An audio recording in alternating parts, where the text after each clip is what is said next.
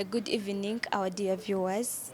As we know that digital landscape is rapidly evolving in this world, the topic of discussion today is about local businesses involving themselves with the digital transformation to help them enhance productivity and competitiveness when it comes to business operations.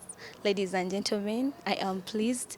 Today I'm with Mr. Joel Muhumuza, the CEO of Flyhub, who will help elaborate more.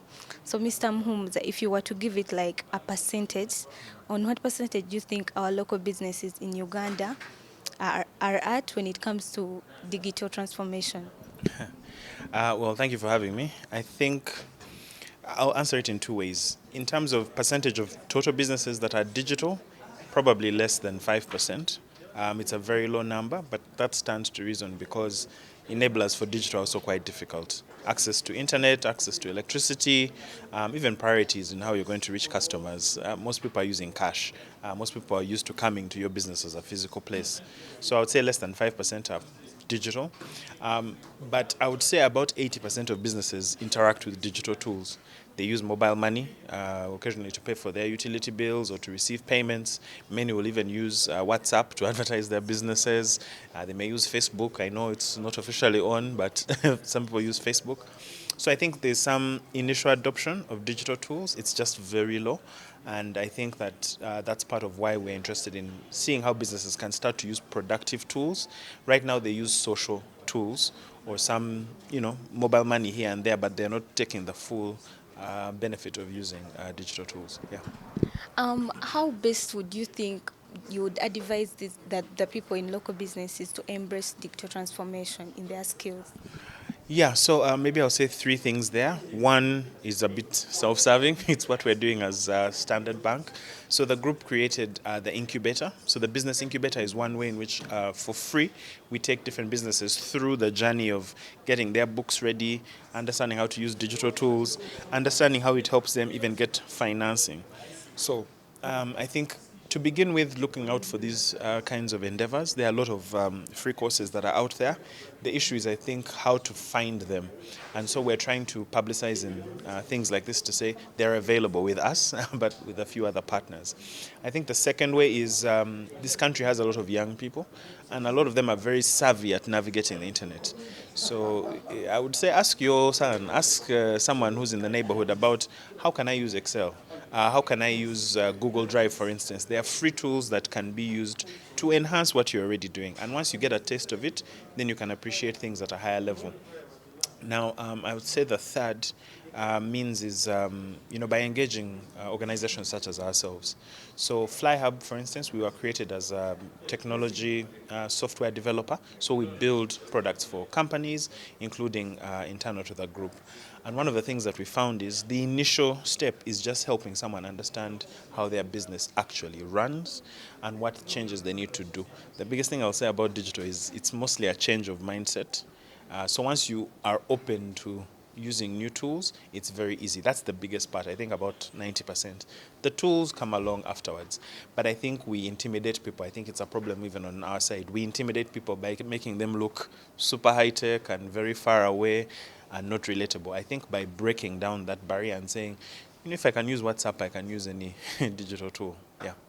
Wow, from what you've said mostly about the mindset of people, how would you like maybe mention a few of the benefits of businesses using digital to in their operations? What could be some of those importances? Okay, the benefits when it comes to having digital in one's business. All right, I think let me start with what most people realize.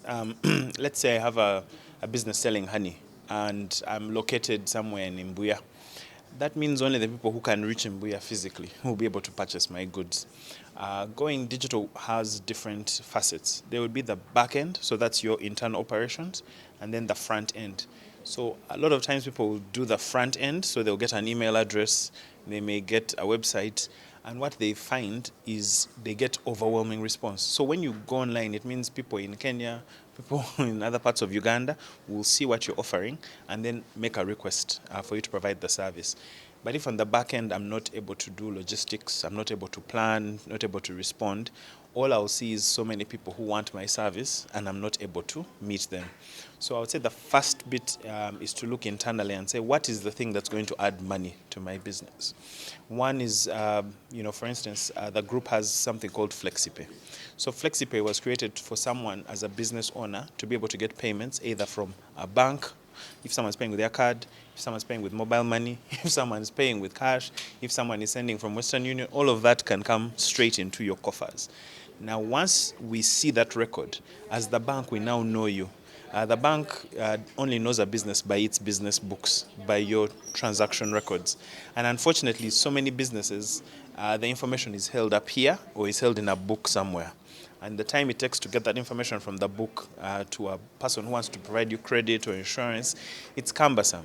So if you use these tools and you're using them in an everyday basis, it makes the cost of financing to you easier. It makes our ability to even help you and customize tools for you so much better. So it helps us on the supply side understand that, well, people in construction no longer need the kinds of loans we're giving them.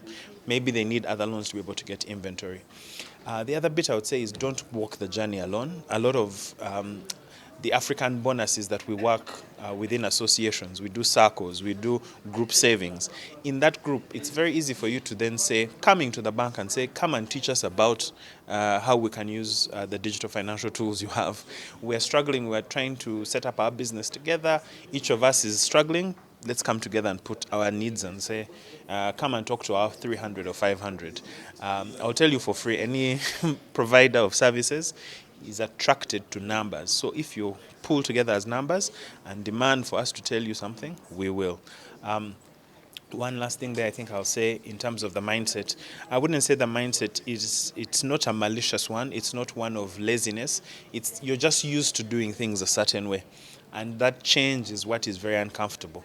And part of why this initiative towards doing masterclasses, towards building a digital toolbox, is we're saying even people like myself, people who come in suits every day, we think we know, but we also just move by force of inertia, by force of nature. So we're looking at not just the local businesses in terms of the vast majority of entrepreneurs, we're also looking at the corporate businesses that are supposed to support them. We're also looking at government who's supposed to be providing an enabling environment because we can't move with just the businesses. Businesses interact with government, businesses interact with larger providers who will put out we'll ask them to vend for them services or will procure services from them. So we're trying to hit it from all those avenues.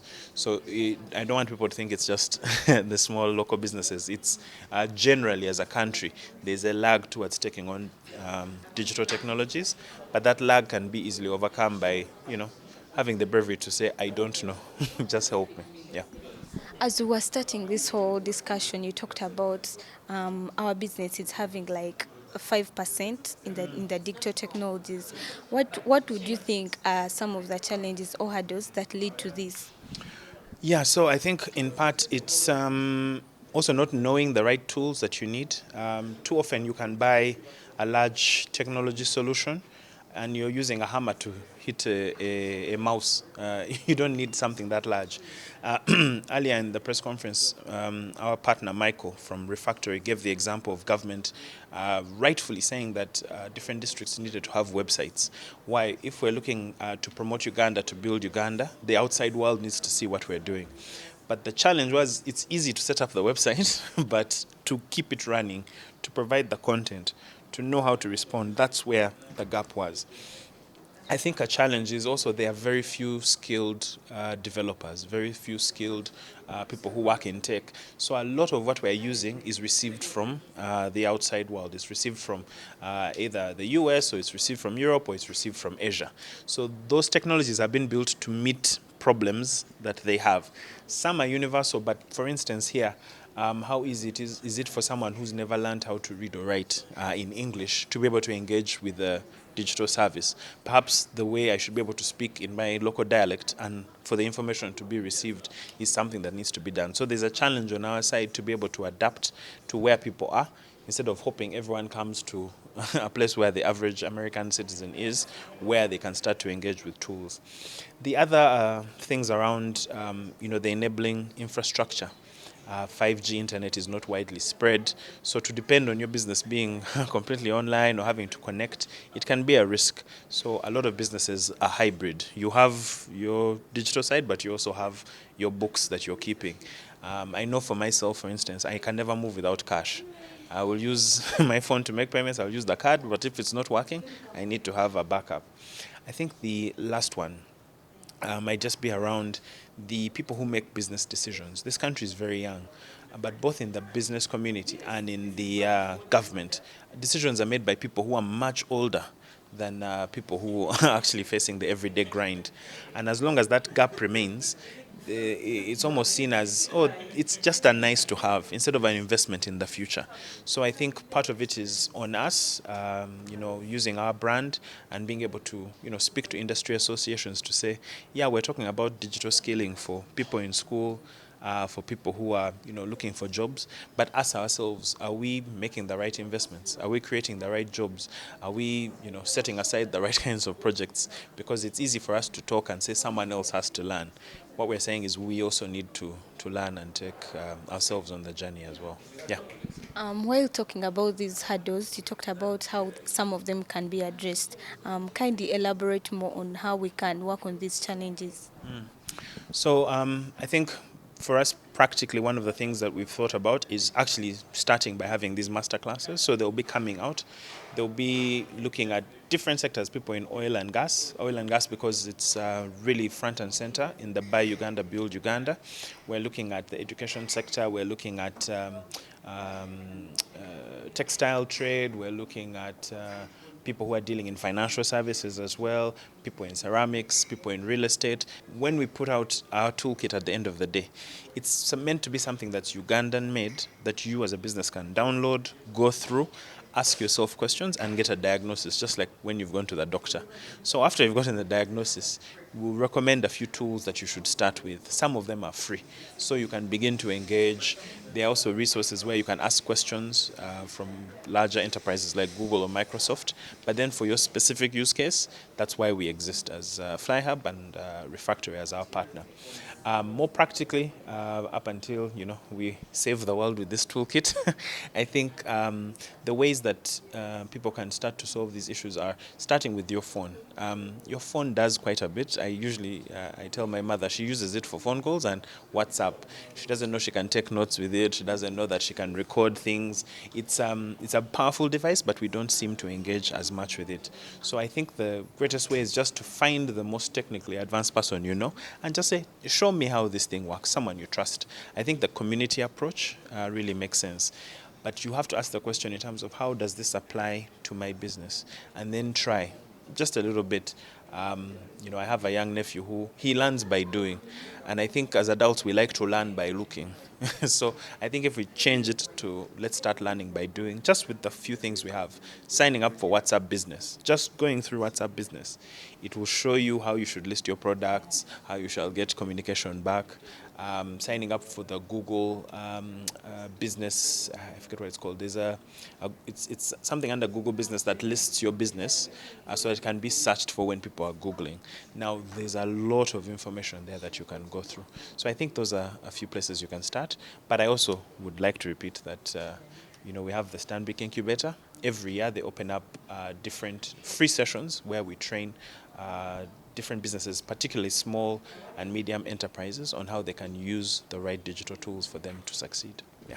Yeah, recently we signed an MOU with China whereby they will be investing 560 billion Ugandan shillings in the improvement of internet in Uganda. Would you say that our government is working so hard to make sure that the business community is involved when it comes to digital transformation? Yes, they are, but I think being part of an association myself, we're saying more can be done. Why?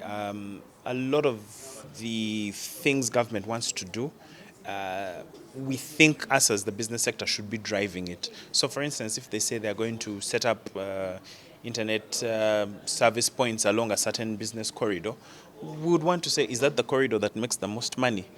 When the money is retrieved from there, where is it going to go? What kind of preparation should we have to do? One of the challenges we've seen, for instance, is how fiber optic cables, different companies lay them on the same path. Then they may interfere with national water, or they may interfere with something else. So I think the thing I would say is there's need for more coordination. And I think we as the citizenry should understand that this is public service to us. So one of the ways we have started it is by through the Bankers Association, through the FinTech Association, to use that aggregated body to talk to our regulators like NITA, to talk to Bank of Uganda, to talk to UCC, to say, hey, we need you to do these specific actions. So I would say if you are in a specific industry, look to form an association, because when it's just you as an individual, it's not going to have much impact. But I think the investment, the money is there, the will is there. I think we just need to add our voices to direct it to the right things. That is all we had for you today in the discussion. If you're out there watching us, make sure you involve your business when it comes to digital transformation. Thank you.